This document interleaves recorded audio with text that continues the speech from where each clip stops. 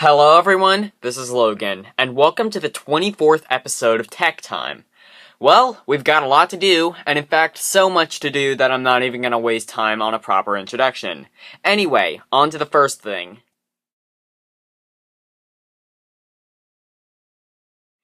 Hey kids, how many of you like the PS Vita? Well, guess what? They're making another one. Introducing the PS Vita 2000. Now, what's going to make the 2000 any different from the Vita 1000? Well, first of all, it's going to be multicolored, just like pretty much every other tech product nowadays. And also, they're lowering the price by $10. Seriously? $10? The 3DS is still $20 cheaper, and, it still has better games, in my opinion, of course. But still, just $10?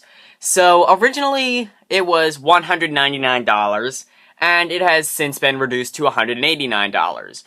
As for the 3D version, I have no idea if that's going to be reduced or not. But, as it stands, it is $229.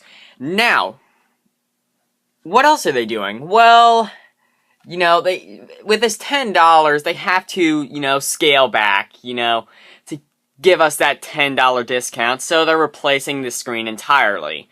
From an OLED display on the first model of Vita to an LCD screen on the second model of Vita. So, yeah, all that to save us $10, Sony. Congratulations. And also, probably the biggest change, and probably the change that I think is actually most impressive, they are making it thinner, which is impressive because the Vita is actually quite thin in itself, and they're making it thinner, so yeah. Also, they're doing away with this whole proprietary plug crap, and now they're doing a micro USB like they had on the PSPs. So, yeah, that's kind of nice. Also, kind of nice is that means it'll be considerably easier to hack it. So, hope that happens soon, because let's face it, the entire point anybody bought a PSP was so you could hack it and play old games on it. So, as you can tell, I am not too enthusiastic about the launch of the Vita 2000, but who knows, maybe you might. Anyway, on to the next thing.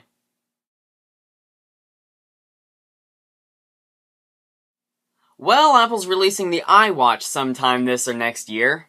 So you know what that means. Copy time for Samsung. And they're releasing their own Samsung Galaxy Gear Smartwatch.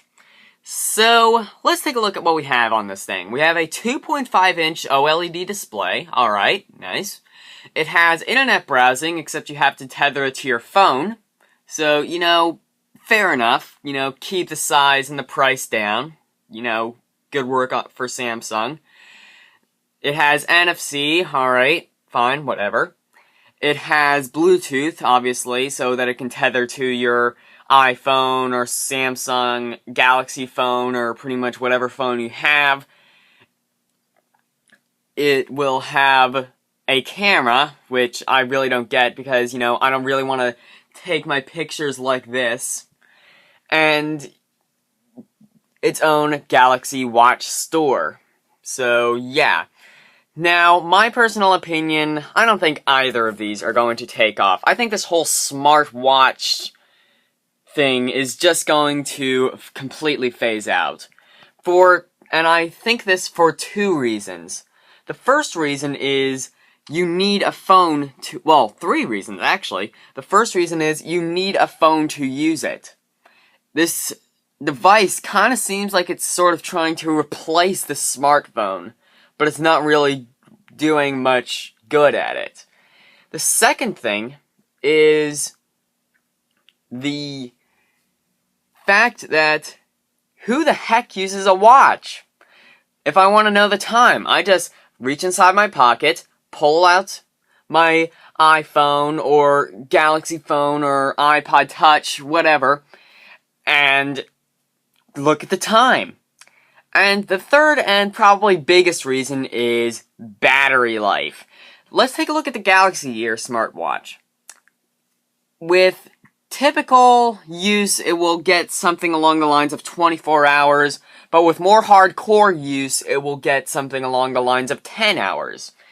Now, that might be good for mobile phone standards. In fact, that is quite good for mobile phone standards. But keep in mind that you just bought a watch. Not too good for a watch, considering low-powered watches that do absolutely nothing but tell the time and, maybe have a few alarms. Just, they can go for months, and the e-ink watches can go even further. So, there's really no room for one of these smartwatches, but Samsung's probably going to release them. Apple might release them, even though it's kind of looking towards more no. So, yeah. Anyway, on to the last thing.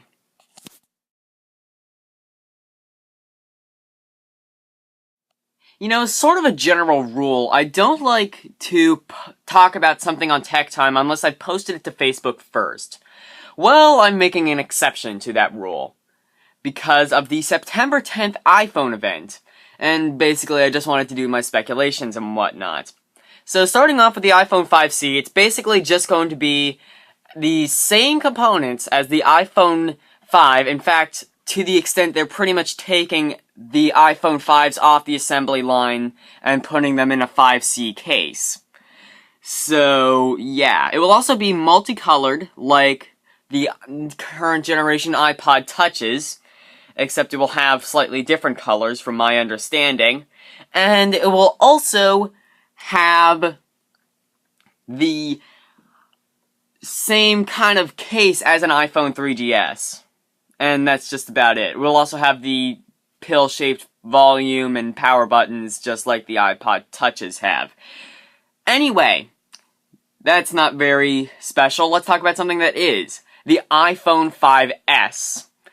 So, the main feature of this is a fingerprint sensor. Now, there are two uses that I've seemed to find many people talking about. One is that you put your finger on the home button, which will no longer be a button. It will just be sort of like the thing that Android's using. You put your finger on this button, and it will unlock the phone, and you don't even need to put in a passcode.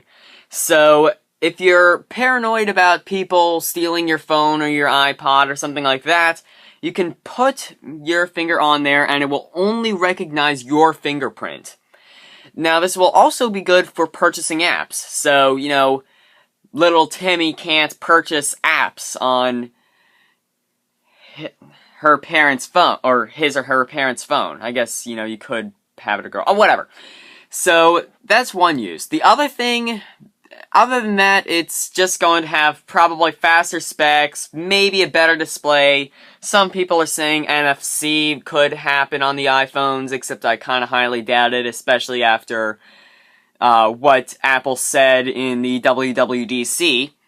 And, a few other things. Other than that, it's probably just going to be the same thing as an iPhone 5, like an iPhone 5 case. And we'll have a dual LED flash, which is quite nice. Other than that, maybe the iWatch will make an appearance. I highly doubt that it will be a thing at all, and I think Samsung just kind of, tried to get it in before Apple did, and Apple's not really even doing anything. I don't know. And also, people are saying that iOS 7 will be released to the public today.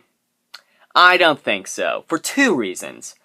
One, there's still a little ways to go before iOS 7 is bug-free to the extent that you can release it to the public.